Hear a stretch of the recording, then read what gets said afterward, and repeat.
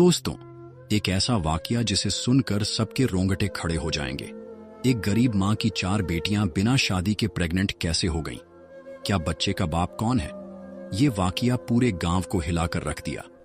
कैसे एक ही घर की 4 जवान बेटियां ऐसे हाल में आईं? ये दिल दहला देने वाला वाकया जरूर सुनो। अगर आपको वीडियो पसंद आए तो एक लाइक करो और चैनल को सब्सक्राइब जरूर करो। एक विधवा औरत थी जिसके साथ खूबसूरत बेटियां थीं और कोई बेटा नहीं था। ये बेटियां बहुत सुंदर और नेक थीं।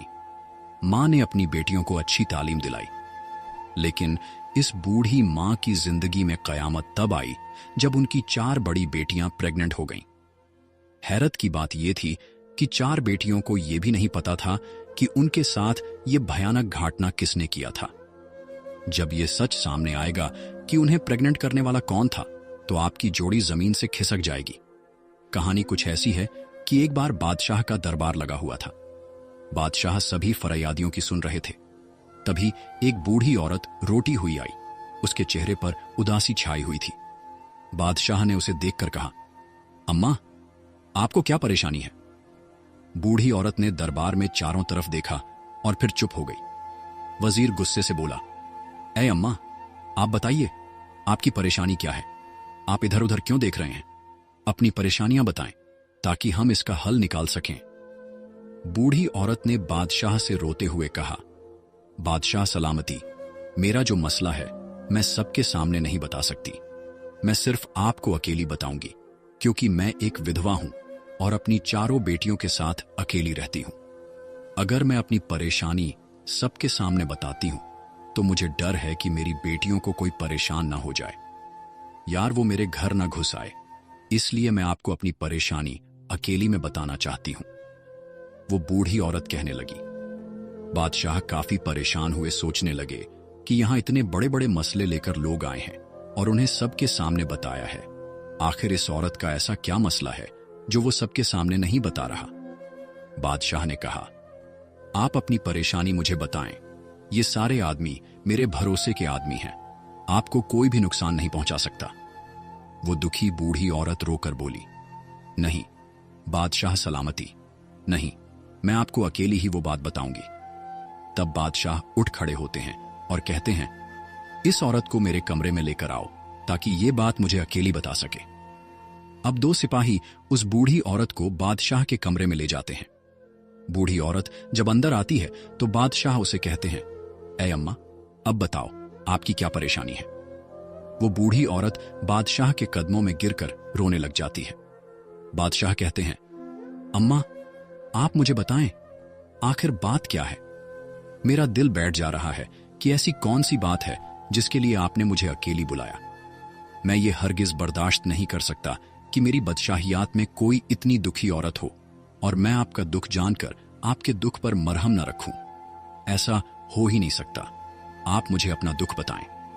वो बूढ़ी औरत रोकर कहने लगी, बादशाह, मैं एक विधवा औरत हूं। मेरे शौहर को वफात पाए अरसा गुजर चुका है और मेरा कोई बेटा नहीं है। मेरी 7 बेटियां हैं। मैं लोगों के अमीर घरों में जाकर धोती हूं, उनके कपड़े धोती हूं और उनके घरों में काम करती हूं। ऐन अमीर घरों से जो बच्चा खाना मिलता है और जो मुझे मेहनत मजदूरी के पैसे मिलते हैं, उन्हीं से मैं अपना घर चलाती हूं और अल्लाह ताला का शुक्र अदा करती हूं। मैंने कभी किसी से कोई शिकवा नहीं किया कि मैं ऐसी गुर्बत की जिंदगी जी रही हूं। मेरी 7 बेटियां पर्दादार हैं। वो कभी घर से बाहर नहीं जाती और हमेशा अपने सर पर दुपट्टा रखती हैं। मेरी जिंदगी ऐसी ही चल रही थी। एक मर्तबा मेरी बड़ी बेटी की तबीयत बहुत खराब हो जाती है। मैं अपनी बड़ी बेटी को डॉक्टर के पास लेकर जाती हूं। डॉक्टर कहता है, तुम्हारी बेटी उम्मीद से है, तुम्हारी बेटी पेट से है। जब मैं अपनी बेटी को घर लेकर आई तो मारपीट करने लगी। बताओ, किसके साथ तुमने ये मुंह काला किया है? ये बच्चा किसका है? जब मैंने अपनी बेटी को काफी मारा तो मेरी बड़ी बेटी रोने लगी और मेरे आगे हाथ जोड़ने लगी। ऐ अम्मा, मैं नहीं जानती ये बच्चा किसका है। ऐ मेरी प्यारी अम्मा, मुझ पर यकीन करो। मैंने कभी किसी के साथ बात नहीं की। मैं कभी घर से अकेली बाहर नहीं गई। मैंने कभी किसी के साथ आंख नहीं मिलाई। ऐ मेरी अम्मा, मुझे नहीं पता ये बच्चा मेरे पेट में कैसे आया है। बुद्धि औरत की कहानी सुनकर बादशाह के चेहरे पर चिंता की लकीरें खिंच गईं। वो सूरज कर हैरान रह गया कि ऐसी गंभीर समस्या का सामना एक गरीब औरत कर रही थी। बच्ची पर यकीन करते हुए वो कहने लगी, बादशाह सलामत, मैंने इस बच्ची को भुगतान किया था। मुझे पता चल गया था कि मेरी बेटी झूठ नहीं बोल रही थी। कुछ दिनों बाद मुझे पक्का यकीन हो गया था कि मेरी बेटी सच कह रही थी। ये सुनाते वक्त वो बुद्धि औरत रोने लगी। उसने कहा, बादशाह सलामत, हमने इस बात पर सब्र कर लिया। फिर मेरी बड़ी बेटी ने एक बेटा पैदा किया और हमने मजबूरी में इस बच्चे की परवरिश शुरू कर दी। इसके 2-3 महीने बाद मेरी छोटी बेटी भी बीमार हो गई। जब मैंने उसे डॉक्टर के पास ले लिया तो डॉक्टर ने कहा कि आपकी बेटी भी पेट से है। मैं सोचने लगी कि मेरी बेटियों के साथ ये सब कौन कर रहा है। हमारे घर पर कोई नहीं आता और मेरी बेटियां बाहर भी नहीं जाती। मैंने अल्लाह पर भरोसा रखा कि वो मुझे बताए कि ये गंदी हरकत कौन कर रहा है। मेरी दूसरी बेटी ने भी एक बच्चे को भुगतान किया। उसके बाद मेरी तीसरी बेटी उम्मीद से हो गई और फिर मेरी चौथी बेटी जो 14 साल की थी वह भी पेट से हो गई। मैं तो लुट गई, बर्बाद हो गई। मुझे समझ नहीं आ रहा था कि मेरे घर पर क्या हो रहा है। ये सुनकर बादशाह हक्का बक हो गया और सोचने लगा कि ये क्या कहानी सुन रही है ये दुखी माँ। वो बादशाह के पांव पकड़कर कहने लगी, ऐ बादशाह सलामत, मुझे इंसाफ चाहिए। मुझे पता करना है कि मेरी बेटियों के साथ ये गलत हरकत कौन कर रहा है। बादशाह सलामत, मेरी बेटियों के मुजरिमों को आप पकड़िए। मैंने बहुत खोज की कोशिश की लेकिन मुझे कुछ नहीं पता चला कि वो इंसान कब आता है हमारे घर। उसने हमारी जिंदगी बर्बाद कर दी है। बादशाह ने फिर कहा, ऐ अम्मा, तुम अब बोल रही हो। तुम्हारी चौथी बेटी के साथ ये हरकत हुई है। तुम्हें तब आना चाहिए था जब तुम्हारी पहली बेटी के साथ गलत हरकत हुई थी। अगर तुम हमारा वक्त ये बात बताती तो तुम्हारी बाकी 3 बेटियों के साथ ये सब कुछ ना होता। लेकिन जब तुम जैसे गरीब लोग होते हैं तो लोगों की बदनामियों से डर कर चुप रहते हैं और फिर वही छुपी तुम्हारे अंदर जहर की तरह काटती रहती है। तुम तब आती हो जब बात तुम्हारे बर्दाश्त से बाहर हो जाती है। बुद्धि औरत अपनी गलती को तस्लीम करते हुए कह रही है, मुझे पहले आना चाहिए था लेकिन अब मैं आ चुकी हूं। जो कुछ हो गया सो हो गया, लेकिन अब मेरी बेटियों के मुजरिमों का पता लगाना चाहिए कि वो कौन है। बादशाह ने कहा, बुद्धि औरत, तुमने बहुत सही कहा, मैं तुम्हारी मदद करूंगा। तुम घर जाओ, अब ये परेशानी तुम्हारी नहीं है, अब ये परेशानी मेरी है। बादशाह को खुद पर गुस्सा आ गया। उन्हें गुस्से में कहा, मुझे ये बर्दाश्त नहीं होता कि मेरी सल्तनत में कोई औरत इतनी दुखी है। कोई दरिंदा गरीब औरत पर जुल्म कर रहा है और मैं चैन की नींद सो जाऊं। मेरे बादशाह होने पर लानत है। उन्होंने फिर कहा, आप अपने घर जाइए, अब ये परेशानी मेरी है। वो बूढ़ी औरत खामोशी से अपनी चादर लपेटकर वहां से बाहर आ गई और अपने घर चली गई। बादशाह सलामत फिर से वहां से निकलकर वापस आकर बैठ गए और बाकी लोगों के मसले सुनने लगे। लेकिन उनका ध्यान इसी औरत की तरफ था कि इस औरत को इंसाफ मिलना चाहिए। बादशाह जब लोगों के मसले सुनकर फ्री होते हैं तो वो अपने कमरे में वजीर को बुलाता है। वजीर जब बादशाह के चेहरे पर परेशानी देख लेता है तो वो पूछता है, कैसी कौन सी बात बताकर गई है वो बूढ़ी औरत जिसकी वजह से आप इतने परेशान हैं। बादशाह कहने लगते हैं, मेरी सल्तनत में ऐसे ऐसे लोग हैं जो इतना बड़ा गुनाह करते हैं और ये भी नहीं सोचते कि उनका गुनिया जब हमारे सामने खुल जाएगा तो हम उन्हें सजा देंगे। वजीर भी परेशान होकर बोला, बादशाह सलामत, बता दीजिए क्या मामला है।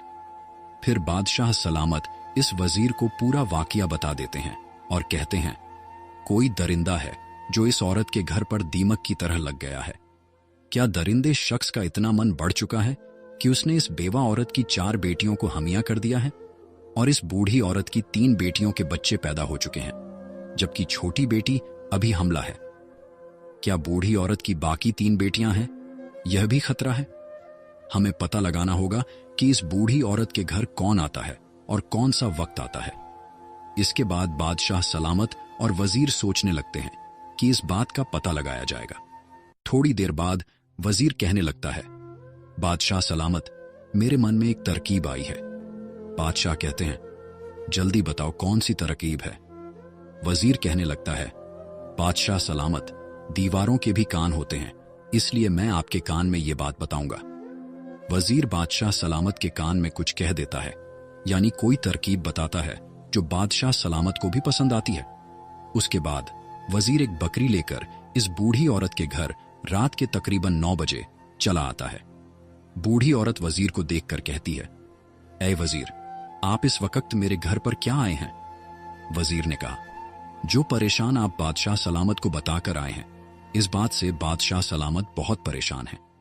बूढ़ी औरत बोली, आपके हाथ में ये जो बकरी है, आप इसका क्या करोगे?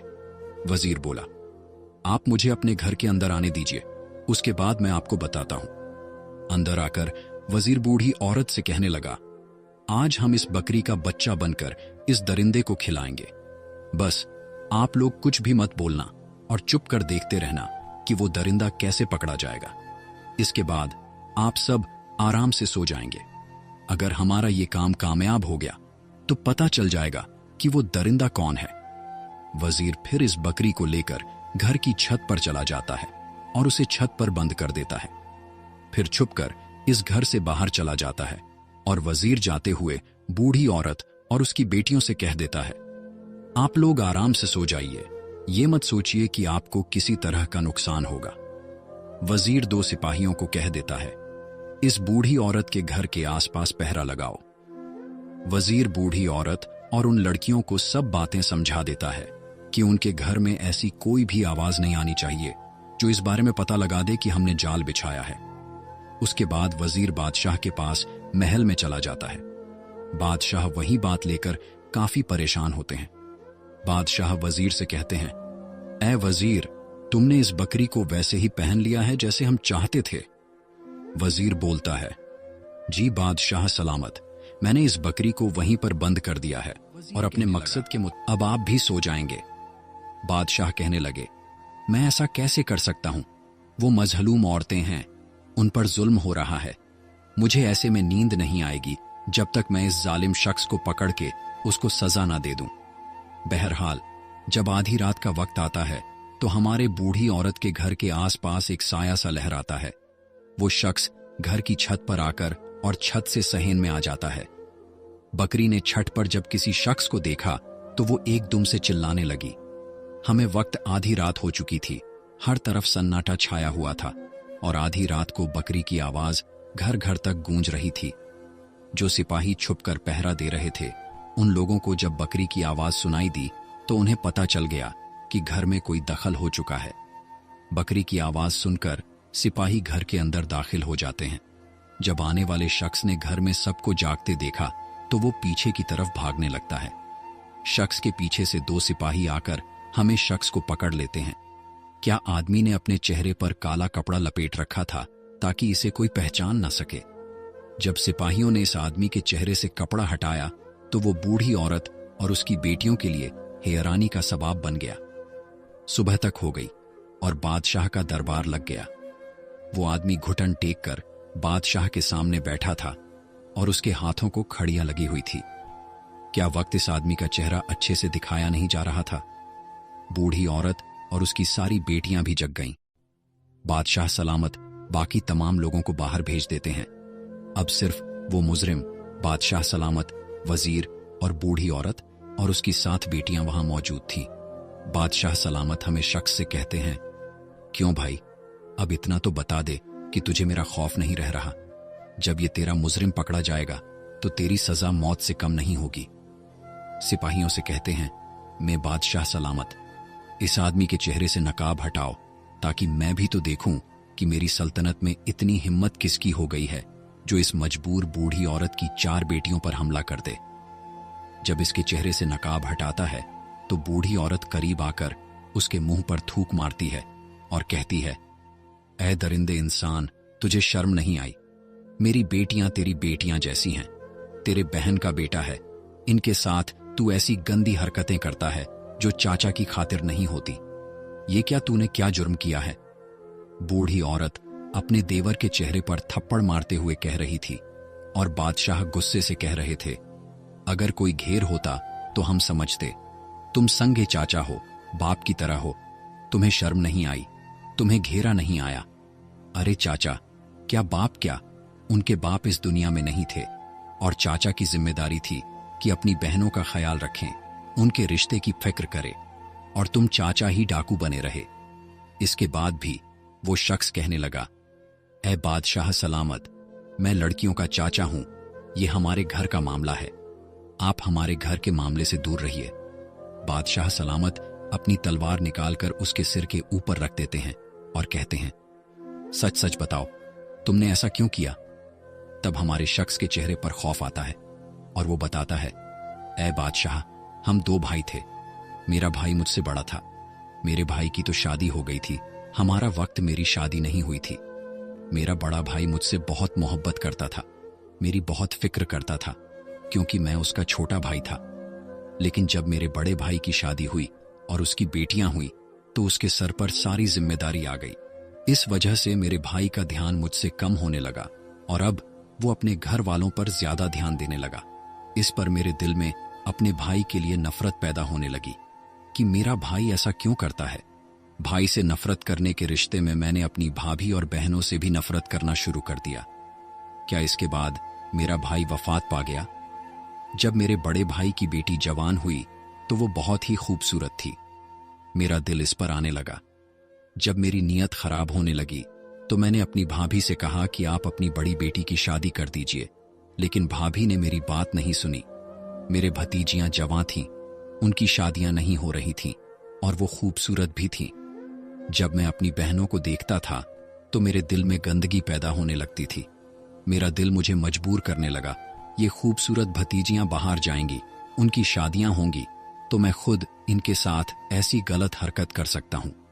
इसके बाद मेरे दिल में शैतान पैदा हो गया। मैं एक हकीम के पास गया और उसने कहा कि मुझे कोई ऐसी जड़ी बूटियां दो जिसने सुनाकर तमाम लोग सो जाएं और सो जाने के बाद बूटियां कोई भी हरकत न घर की छत से सहन में आता और भाभी और उसकी बेटियों को वो जड़ी बूटियां सुघा देता, जिसे वो 4-5 घंटे के लिए बेहोश हो जाती थी। जिसके साथ मुझे बड़का करना होता था उसके साथ बड़का कर लेता था और फिर उसको इस स्थिति में छोड़ देता था कि उसको पता भी ना चले। उसे वैसे कपड़े पहनना देता और फिर मैं घर वापस आ जाता। जब मेरी भतीजियां सुबह उठती थीं तो उन्हें यह नहीं पता चलता था कि उनके साथ क्या हुआ, और यही काम मैंने कई सालों से किया है। लेकिन अगर मैं वक्त की बात पर बकरी को देख लेता और समझ लेता कि यह बकरी मुझे चोरा बनाने के लिए बंद कर देती है तो मैं वापस चला जाता हूं। मैंने सोचा कि मेरी भाभी ने दूध लेने के लिए यह बकरीद खरीदी है और छत पर बांधी रखी है। क्या वक्त मेरा ध्यान बकरी की तरफ नहीं था, मेरा ध्यान तो बड़का की तरफ था। फिर जब वह शख्स अपना सारा गुनाह मान लेता है और अपना जुर्म तस्लीम कर लेता है तो बादशाह सलामत वजीर को इशारा करते हैं। वजीर अपनी तलवार निकालकर उस शख्स का सार उसके जद से अलग कर देता है, जिसका बाद उसका जिस्म थोड़ी देर तड़पता है और फिर सजा के तौर पर ठंडा हो जाता है। इस तरह डरे चाचा को सजा मिल जाती है। फिर बादशाह सलामत इस बूढ़ी औरत की तरफ देखकर कहते हैं, ऐ अम्मा, अगर आप मुझे बता देती तो आपकी बाकी 3 बेटियों को यह दुख नहीं सहना पड़ता, लेकिन मेरा आपसे वादा है कि मैं आपकी इन 4 बेटियों को वो खुशियां दिलाऊंगा जिनका ये हकदार है। फिर बादशाह सलामत अपने सिपाहियों में से 4 समझदार और सुलझे हुए सिपाहियों को बुलाते हैं और इन 4 लड़कियों की शादी करवाते हैं और साथ में बहुत सारा माल और दौलत भी देते हैं। इसके बाद वो बूढ़ी औरत रोकर बादशाह का शुक्रिया अदा करती है। बादशाह सलामत कहते हैं, अब आप बेफिक्र हो जाएंगे। जब आपकी बाकी 3 बेटियां जवां होंगी तो आप मुझे बता दीजिए, मैं इनके लिए भी कोई अच्छा सा लड़का देखकर इनका रिश्ता करवा दूंगा। ये थी एक इंसाफ पसंद बादशाह की कहानी और हमारे साहसी चाचा की कहानी, जो चाचा बाप की तरह होती है। इस कहानी से हमें यह सबक मिलता है कि अगर किसी पर कोई जुल्म हो रहा है तो हमें मजलूम को अपने हक के लिए आवाज उठानी चाहिए। अगर वो शख्स कमजोर रहेगा और बाकी दुनिया के डर से खामोश रहेगा तो दुनिया उसे नोच कर खा जाएगी। दोस्तों, इस वीडियो को आगे भी जरूर शेयर करें और हमारे चैनल पर सबक आमोज कहानियां अपलोड करती हैं। चैनल को सब्सक्राइब करें और वीडियो को एक लाइक जरूर करें। अल्लाह हाफिज।